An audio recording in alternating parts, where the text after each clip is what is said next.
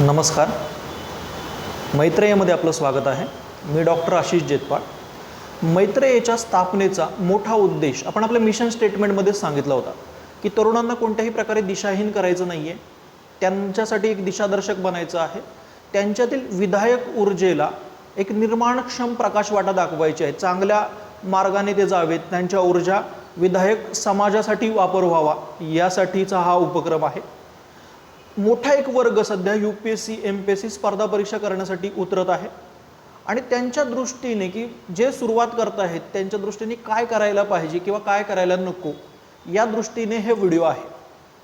तर पहिल्यांदा तर त्यांनी प्रामाणिकपणे विचारलं पाहिजे की हा आपण निर्णय का घेतलेला आहे. स्पर्धा परीक्षा जर मला करायची असेल तर मी माझा शेजारी कोणीतरी तयारी करायला सुरुवात केलेली आहे किंवा मी कोणतेतरी मोटिवेशनल व्हिडिओज बघितलेले आहेत आणि त्यात तो अधिकाऱ्यांचा रुतबा वगैरे मला मिळवायचा आहे. माझ्या ग्रॅज्युएशनमध्ये मला काही जमलेलं नाही आहे, मी काहीच केलेलं नाही आहे, आता पर्याय काय, तर मग दुसरं काहीतरी बघायचं म्हणून स्पर्धा परीक्षेकडे जायचं. तर नक्की आपला मोटिव्ह काय आहे, आपली प्रेरणा काय आहे हे शोधून बघणं खूप गरजेचं आहे. नाहीतर काय होईल की परत एकदा आपण जर प्रवाहपतीत झालो, आपण समाजातील प्रत्येक जीवनामध्ये, समाज जीवनाच्या प्रत्येक भागामध्ये आपण प्रवाहपतीत झालेलो आहोत. Following trend, go with flow, म्हणजे 10वी 12वी नंतर काय करायचं की जे ट्रेंड चाललेलं आहे ते करणं. आपल्या वैयक्तिक आयुष्यातील आवडीनिवडी हे सुद्धा कशावर ठरवतोय आपण, तर ट्रेंडवरती ठरवत आहोत. तर तेच की सगळं समाज तिकडे चाललेला आहे की सगळे त्याच्या मागे धावत आहेत, म्हणून मी धावतोय का याचा विचार करा, प्रामाणिकपणे त्याचा विचार करा. जर आपण प्रवाहपतीत झालेलो असेल तर परत एकदा फसण्याची शक्यता आहे. आपला जेन्युइन इंटरेस्ट आहे का हे तपासून बघणं गरजेचं आहे. या परीक्षेला लागणारी कौशल्य, अभिक्षमता याचा माझ्याकडे असलेला कौशल्य अभिक्षमतेशी मेळ जुळतो का, आणि नसेल जुळत तर त्या प्रकारच्या क्षमता कौशल्य मी आत्मसात करू शकतो का किंवा त्यासाठी प्रामाणिक प्रयत्न देण्याची माझी इच्छा आहे का, हा प्रामाणिक प्रश्न स्वतःच्या स्तरावरती विचारला पाहिजे. नाहीतर हे क्षेत्र तुमच्या उमेदीची अनेक वर्ष वाया घालवू शकतं, हे मी सुरुवातीलाच तुम्हाला सूचित करत आहे. म्हणजे ही आकर्षक बाजारपेठ तुम्हाला खूप मोठ्या प्रमाणाची प्रलोभन देईल, तुम्हाला 1 वर्षात 2 वर्षात IAS बनवण्याचं स्वप्न दाखवेल, पण त्याच्या आधी प्रामाणिकपणे आपण ही जर्नी एन्जॉय करू शकतो का. लक्षात घ्या, UPSCचा अभ्यास करणं, ग्रॅज्युएशन नंतर UPSCचा अभ्यास करणं हे एक प्रकारे भारतात प्रिव्हिलेज आहे. भारतातील दारिद्र्य, एवढ्या प्रकारच्या सामाजिक समस्यांच्या पार्श्वभूमीवर की जिथं लोकांना अजूनही त्या क्वालिटी शिक्षण घेता येत नाही, त्यावेळेला तुमच्या ग्रॅज्युएशन नंतरही तुम्ही नोकरी न करता फक्त परीक्षेची तयारी जर करत असाल तर याचा अर्थ तुम्ही प्रिव्हिलेज आहात. आणि एवढं चांगले अपॉर्च्युनिटीज तुम्हाला याच्यामध्ये आहेत की एवढं सगळं शिकायला मिळणार आहे, तर त्या दृष्टीने तुम्हाला ती प्रोसेस एन्जॉय करता आली पाहिजे. पण मला नाहीच, त्याच्यामध्ये कलच नाही आहे, मला त्या रिलेटेड आकलनच नाही आणि मी नुसता येण्याचा प्रयत्न करतोय, तर तो प्रॉब्लेमॅटिक ठरणार आहे. मोटिवेशनल व्हिडिओ काही काळासाठी मार्गदर्शक ठरतील, काही काळ मला मदत करतील, पण त्याच्यानंतर माझ्या आत्मप्रेरणा काय आहे, मला का करायचं आहे. म्हणजे राष्ट्रगीतामध्ये भारत भाग्यविधाता म्हटलेलं आहे. मग मी माझ्या कृतीतून किंवा मी अशा काही कामं करेन की त्याच्यातून भारत भाग्यविधाता हे खऱ्या अर्थाने साध्य होईल. असं मला काही साध्य करायचं आहे का, कशासाठी करायचं आहे. शिखर परदेशी आहेत, ते म्हणतात की ही चांगली पेड सोशल सर्व्हिस आहे, ज्याच्यातून तुम्हाला पगार मिळतो आणि सोशल सर्व्हिस करता येते. अशी अनेक चांगली क्षेत्र आहेत की ज्याच्याकडे जाता येतं. तर त्याचा पण विचार करून जाणीवपूर्वक निर्णय घ्या की नक्की तुम्हाला काय करायचं आहे, तुमचं अल्टिमेट मोटिव्ह काय आहे आणि तुम्हाला काय करायचं आहे. त्याच्यानंतर जर समजा तुम्ही लक्षात आले की माझी आत्मप्रेरणा आहे, मला नक्की अभ्यास करायचा आहे आणि UPSCच्या अभ्यासाला मी सुरुवात करणार आहे, तर सुरुवातीलाच लक्षात घ्या की UPSC करणं, MPSC करणं म्हणजे कंटेंट कलेक्शन करणं नव्हे. कंटेंट कलेक्टर व्हायचं नाही, बुक कलेक्टर व्हायचं नाही आहे, पुस्तकांच्या मागे, कंटेंटच्या मागे लगेच पळायचं नाही आहे. आधी कन्सेप्च्युअल विषयांना प्राधान्य द्या. म्हणजे मी का म्हणतोय की हे कंटेंटच्या मागे नाही पळायचं आहे, आपल्याला बुक कलेक्टर नाही व्हायचं आहे. जर तसं असतं की एखाद्याकडे खूप जास्त पुस्तकं आहेत आणि तो IAS होते, तर भारतातील जे दिल्लीमधील, पुण्यातील झेरॉक्सवाले आहेत ते पहिल्यांदा IAS झाले असते. याचा काहीही संबंध नाही. 21व्या शतकामध्ये तुमच्याकडे असलेल्या माहितीवरती तुम्ही कशा प्रकारे प्रक्रिया करताय, तुमचे चिकित्सक विचार आहेत का, या सगळ्याच्या सॉफ्ट स्किल आपल्याला लागणार आहेत. त्या स्किल आत्मसात करणं हे परीक्षेच्या दृष्टीने महत्त्वाचं आहे. त्या दृष्टीने सुरुवातीलाच कौशल्य विकासावरती भर देत आपल्याकडे कंटेंट हळूहळू गोळा करता येतो, लगेच कंटेंटच्या मागं पळायचं नाही. आपली पायरी ओळखा या प्रिपरेशनमध्ये, आपण कोणत्या पायरीवरती आहोत आणि त्यानुसार प्रिपरेशनची स्ट्रॅटेजी ठरवली पाहिजे. मी सुरुवातच करत आहे, NCERT बेसिकपासून सुरुवात करा.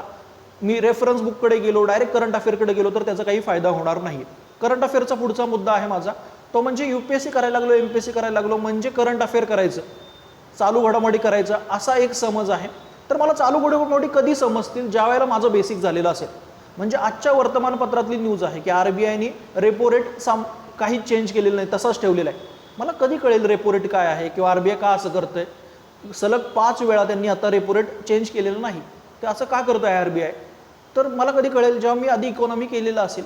त्याच्यामुळे करंट अफेअर अत्यंत महत्त्वाचा आयाम आहे, हे महत्त्वाचं आहेच, पण त्याच्यासोबत तुम्ही आधी काय केलं पाहिजे, बेसिक केलं पाहिजे.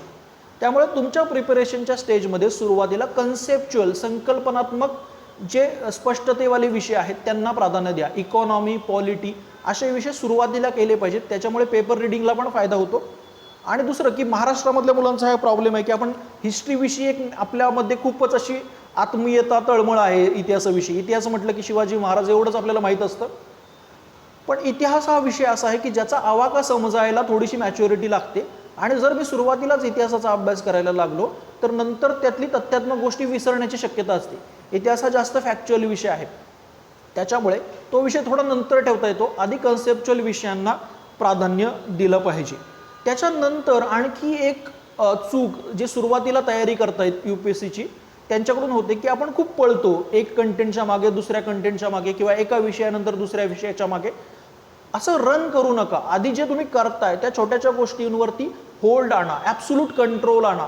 म्हणजे तुमच्यावर तुम्ही जे केलेलं आहे त्याच्यावरती तुमची पकड असली पाहिजे. म्हणजे 9वीची NCERT तुम्ही इकॉनॉमीची केलेली आहेत, मी म्हणेन की तुम्हाला कधीही विचारलं त्यातील एखादी संकल्पना विचारली तर ती स्पष्टपणे सांगता आणि येणं गरजेचं आहे. म्हणजे साधं की जे सुरुवात करतात प्रिपरेशनमध्ये त्यांना मी सतत सांगतो, UPSCच्या प्रिपरेशनमध्ये तुम्ही एखादी गोष्ट 5 वेळा वाचत असाल तर ती 1 वेळा वाचता असं सांगत जा. कारण ती 5 वेळा वाचली नाही, जास्त वेळा वाचली नाही तर ते इंटरलिंकेजेस जे UPSCमध्ये लागतात किंवा ज्या प्रकारची समज लागते त्या प्रकारची समज तयार होत नाही. ऑप्शनल निवडताना तो रॅशनली निवडा. परत एकदा आपला इंटरेस्ट नक्की काय आहे हे तपासा.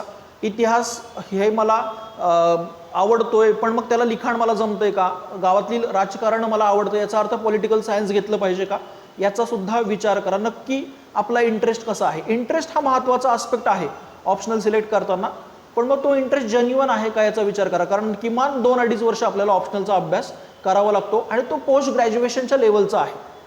ऑप्शनल हा UPSCमध्ये पोस्ट ग्रॅज्युएशनच्या लेवलला असल्यामुळे नक्की तुमचा इंटरेस्ट आहे का. दुसरं, त्याच्या रिलेटेड रिसोर्सेस तुम्हाला अवेलेबल आहेत का.